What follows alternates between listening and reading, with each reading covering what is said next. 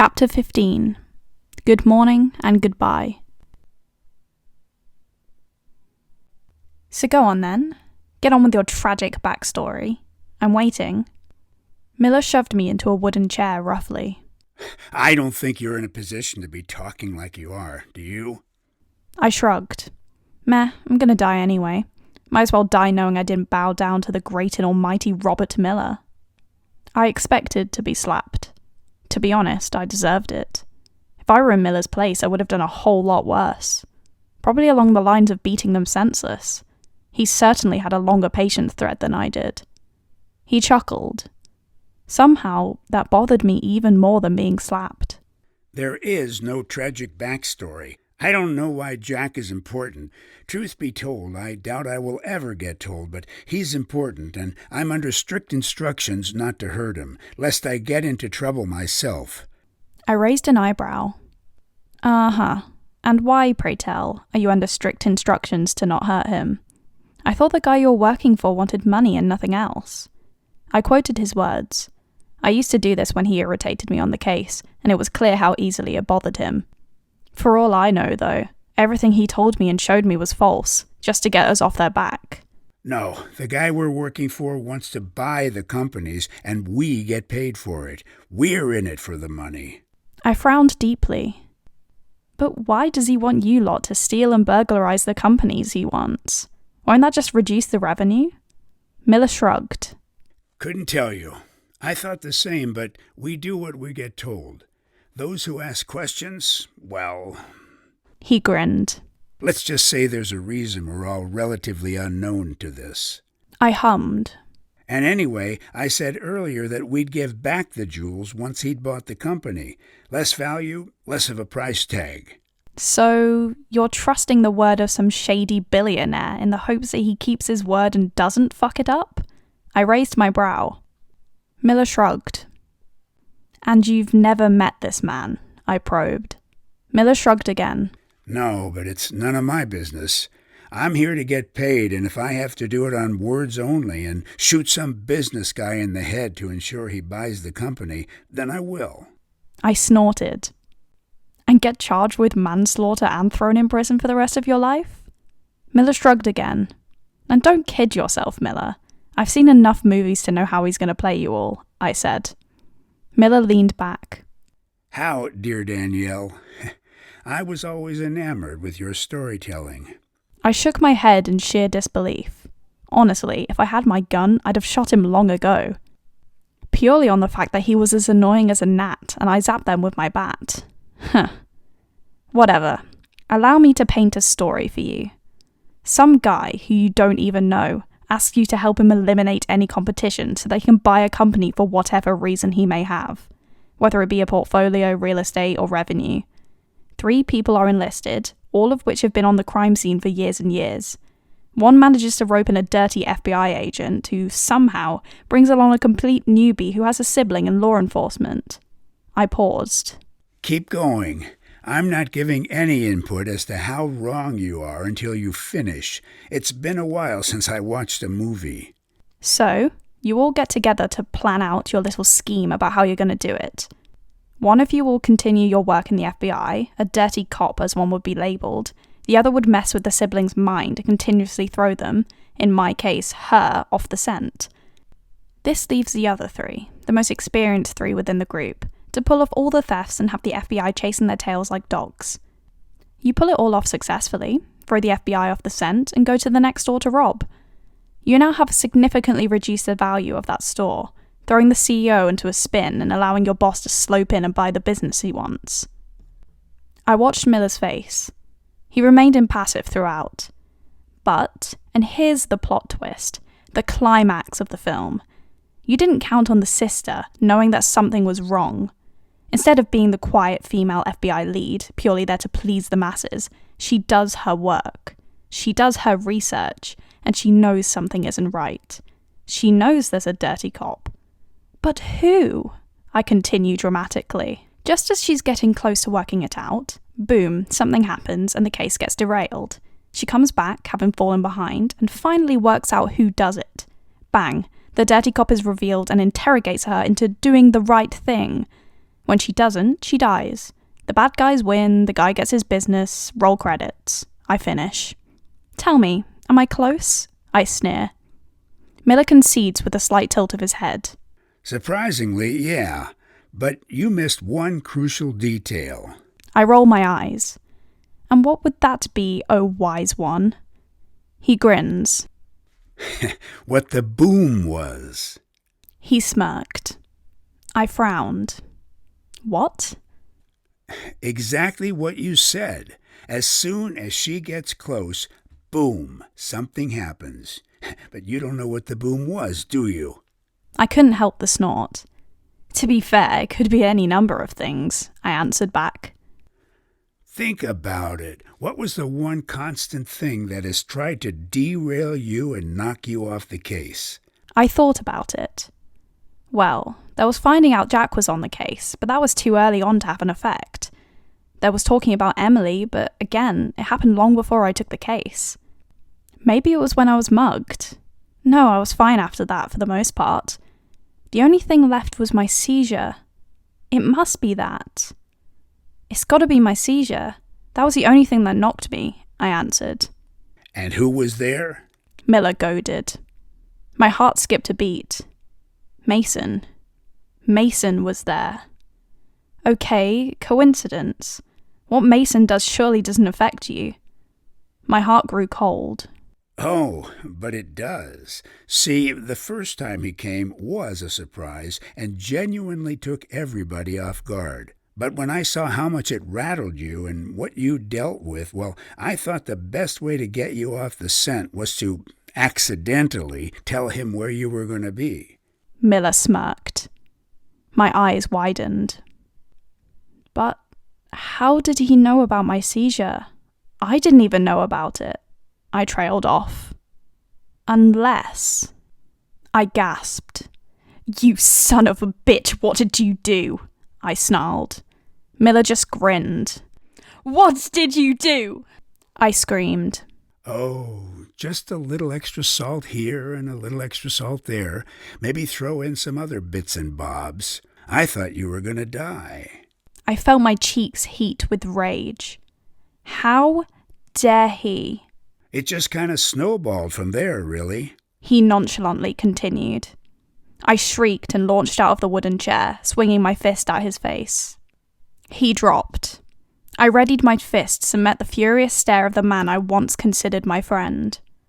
He took a step forward, so I swung my fist again, catching his nose. His face snapped to the left, followed by an animalistic bellow. Seizing his momentary distraction, I lurched forward and snatched his shirt in my fist. How dare you? I hissed. How dare you stand there and act so nonchalant? Miller's eyes narrowed. How dare you? How dare you? I glared. Blinding pain rippled my jaw. I stumbled back, grasping it tenderly. Shit, you hit strong. He narrowed his eyes. I panted, desperately trying to control my anger. For a woman. He finished, looking down with disdain. I scoffed loudly. Take your misogyny and rub back to the 50s. I think they miss you. I glared. Miller picked up a glass and threw it at my head. I ducked. Hands were suddenly around my neck, squeezing tightly. I gasped and clawed at his hands. You're a pest, and pests get exterminated. I gagged. Working on instinct, I swung my foot out as hard as I could. Miller dropped me with a yell. I scooted back, rubbing my throat. I swallowed and tried to clear it. Miller stood up. I sat into a crouch. If he charged, I could kick my leg out. If he threw something, I could roll. Why couldn't you just leave well enough alone? He asked. I scoffed.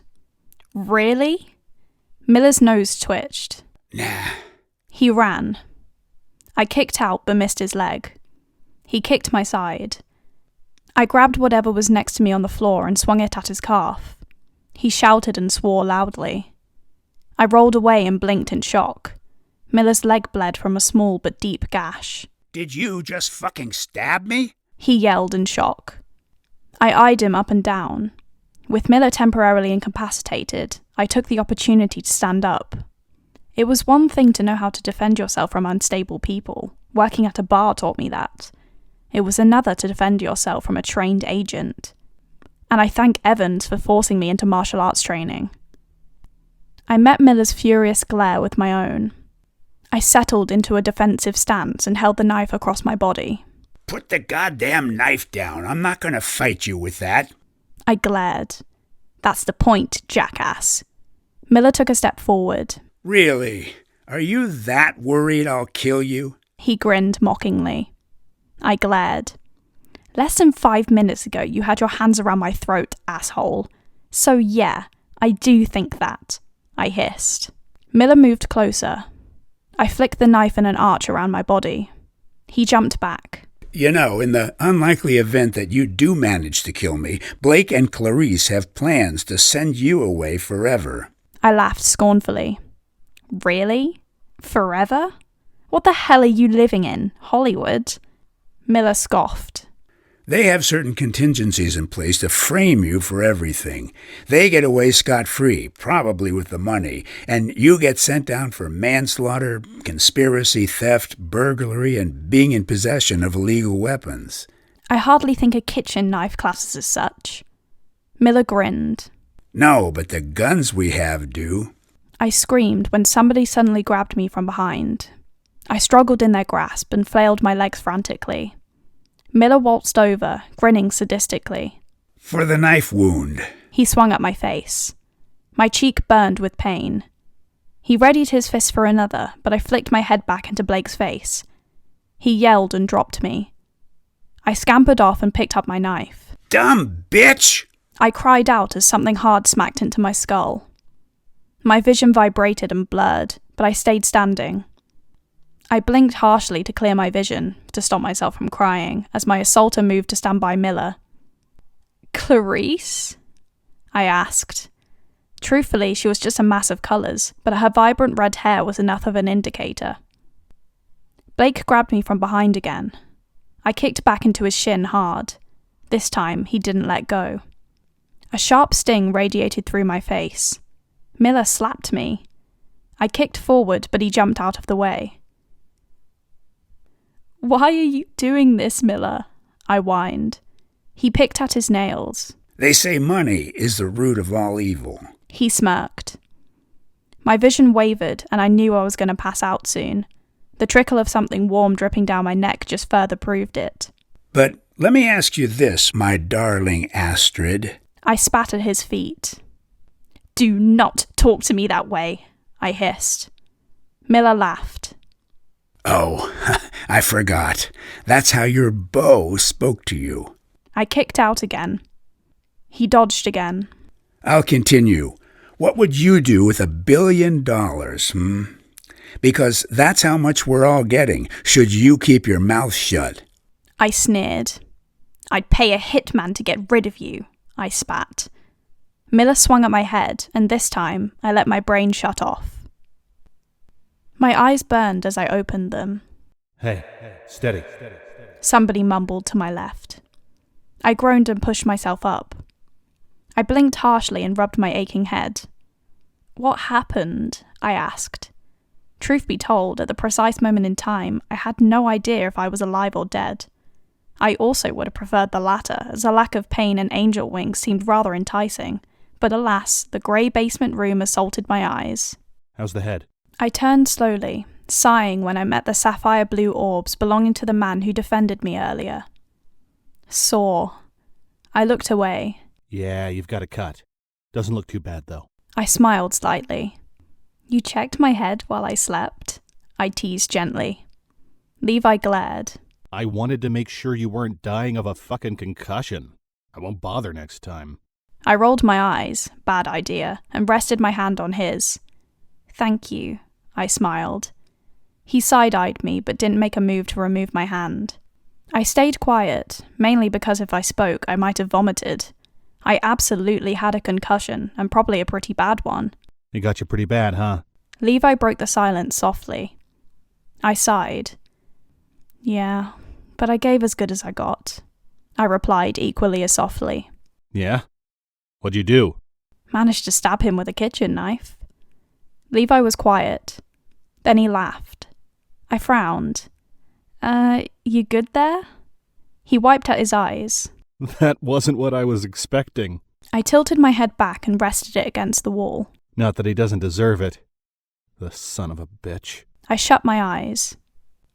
What happened between you guys? Less than a month ago you were as thick as thieves, ready to split the cash, I asked. I felt Levi hesitate. A lot. Mainly I was sick of how he treated women. I scoffed. Yeah, he was never one for pleasantries, was he? I don't particularly like Clarisse, but sometimes he treats her appallingly.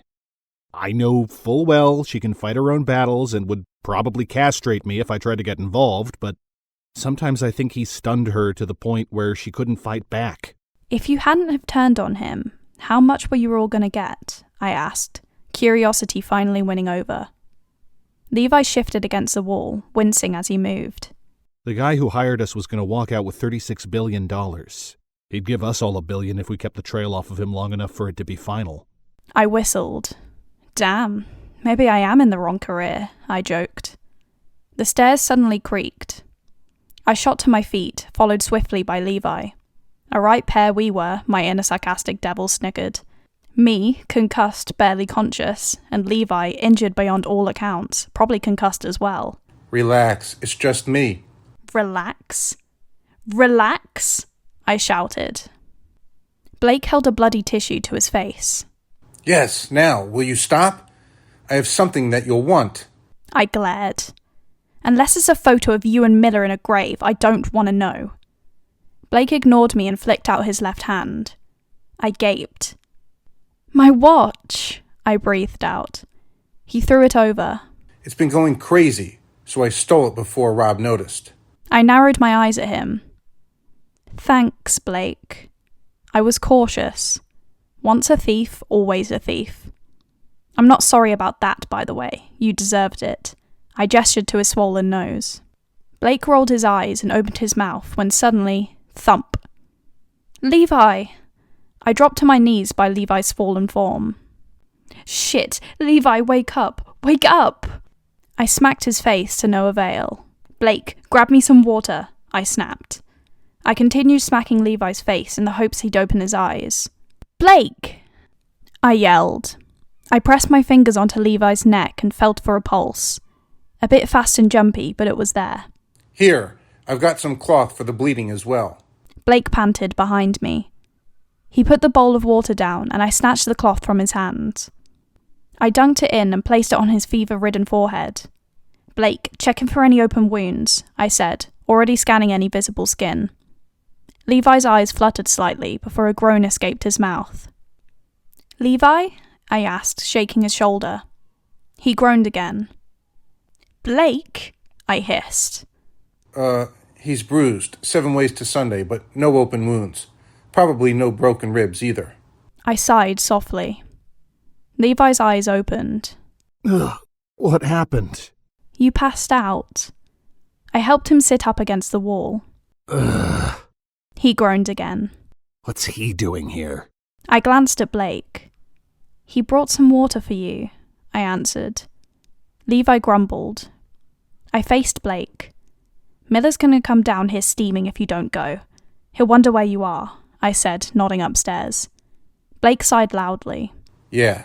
I watched as he made his way back up the creaky stairs. A small, very small part of me felt a little guilty. He just helped us both, and I dismissed him without a second thought. But the more reasonable part of me laughed. He did hold you so Miller could beat you up and probably stab you if you didn't anger him too quickly, it argued. I shook my head and turned to Levi. You doing all right? I asked softly. He sighed. I could be better, but I've had worse. I slid down the wall and brought my knees up to my chest. Do you regret it? He asked quietly. I chuckled. I regret many things, Levi. You're going to have to be more specific than that. The other night, when we hooked up. I froze. Did I regret it? Do you? I asked instead. Levi sighed. No, I don't. I met his eyes. Then I don't either. He smiled. I let the comfortable silence fill the room while I thought deeply. How the living hell was I going to get out of this? Miller had all the evidence, my laptop, and I was somewhere I didn't know. Not that I'd been out of the house. What's your real name? I frowned, confused. What? Levi rolled his eyes and asked again. Danielle, you know this? I raised my eyebrow. No, Jack said that's your middle name, and that's what you go by. It's not Jack's place to say out, but it is my middle name. I hated my first name, and if I could, I'd change it. So there's no point in me telling you, I said, crossing my arms. Levi huffed. Is your name even Levi? I retorted. He hesitated. No, it's not. I blinked in shock. Wait, for real? Levi nodded. Yeah, Blake and Clarisse have different names as well. He grinned. You didn't think we'd do this shit with our real names, did you? I shrugged. I dunno. I'm not doing your job, am I? Levi chuckled. Get on with it then. What's your real name? I exclaimed. He chuckled again. I was born Liam, but I changed to Noah after my grandfather. I smiled. I like Noah better than Levi. He laughed. So do I, but Levi's not the only name I've gone by in my life. I fake gasped. Oh, do tell. Well, when you're on the streets, you learn to kill or be killed. I joined my first gang when I was 16 under the name Theodore Black. They were just petty thefts in back alleys, so I moved on to another one when I was 17, a bigger one, under Ethan May. They ended up disbanding and doing their things when I was 21, so I joined a drug dealer's corner under Samuel Wood. I nodded for him to continue, flashing what I hoped was a reassuring smile. I went on my own for a while before I joined my final gang under Alfie Peterson. I stayed for 2 years, but they were traffickers and assaulters of women, so I left and made my way. How did you meet the others? I asked softly. Noah sighed equally as softly. I met Clarisse a few months after I left the last gang. We decided to pair up, purely so we had somebody to watch each other. Clarisse ran into Blake, so we changed into a trio. Then Rob brought your brother along. I sighed softly. I wish Jack hadn't got involved with this. He's not street smart enough to survive on his own. I felt Noah grab my hand. Maybe not, but I can tell you now that Clarisse has taken him under her wing. She won't let anything bad happen to him. I think an hour passed before Noah succumbed to his injuries and fell asleep. I immediately grabbed my watch and tried to turn it on. Please turn on, please turn on, please turn on, I whispered. The screen stayed black for a second before the Samsung logo popped up. Yes, I whispered. I scrolled through my messages and pressed Evans ICE. Evans, is Clarke. I'm in danger and being held hostage by Miller. Please send urgent help. Location unknown. Potentially West Hollywood, Los Angeles. My GPS is on. 10:32, 10:33, 10:78. Please hurry. My fingers raced across the tiny screen and pressed send. Do you know how hard it is to type on an itty-bitty screen like a watch face? I glanced over at Noah, still fast asleep, and opened my GPS app. I set the signal to live track and shoved the watch back into my pocket. What were you just doing? I shut my eyes. You were awake? I asked. Noah hummed. Sending a message. I'm gonna get out of here. He hummed again. They're gonna arrest me, you know. I looked at the ground. Maybe. But if they do, I can get you out, I reassured. Whether it was for Noah or for myself, that was a different story. My watch buzzed in my back pocket. I reached and grabbed it. On it. A team is on their way. ETA, 12 minutes. I sighed in relief before facing Noah. We'll get out of this. I'll get you out of this. I promise. I grabbed his hands. Yeah, well, we'll see. I sighed and rubbed my face. The next 10 minutes passed agonizingly slowly. I was about to break the silence when the stairs of the basement shook as Miller thundered down. What have you done? Blake, Clarisse and Jack tailed him, all of them holding bats. They, besides Miller, held expressions of guilt. That was somewhat redeemable, I suppose. I stood up and glared. It's done, Miller. Evans sent a team. They're outside as we speak, I yelled. A distant thudding only enraged him further. He held up a knife, stained red with his blood from earlier. You're gonna die for this, he hissed. Freeze! FBI, hands up. I couldn't help the breathy laugh that poured out as 5 agents held their guns up. Agent Miller, you're under arrest. Agent Staneson, head of the Los Angeles FBI department, readied her gun. Danielle stood in front of Noah, effectively shielding him from their view. For what, I ask you? Miller sniped. Attempted manslaughter, conspiracy, theft, burglary, and possession of dangerous weapons. We saw the guns. Danielle watched with bated breath, waiting for Miller to make his move. He smirked and reached for his belt. I said freeze. Miller ignored the leader and yanked out his FBI-issued gun, aiming it first at Noah, then slowly moving to Danielle. Agent Miller, if you do not cease your movements, we will shoot. Staneson said, clicking the safety off of her gun. Miller glared into Danielle's eyes as he pulled the trigger. Everything happened in 2 short seconds. Danielle screamed. Staneson fired. Blake fell to the ground. Clarisse ducked. Noah shouted.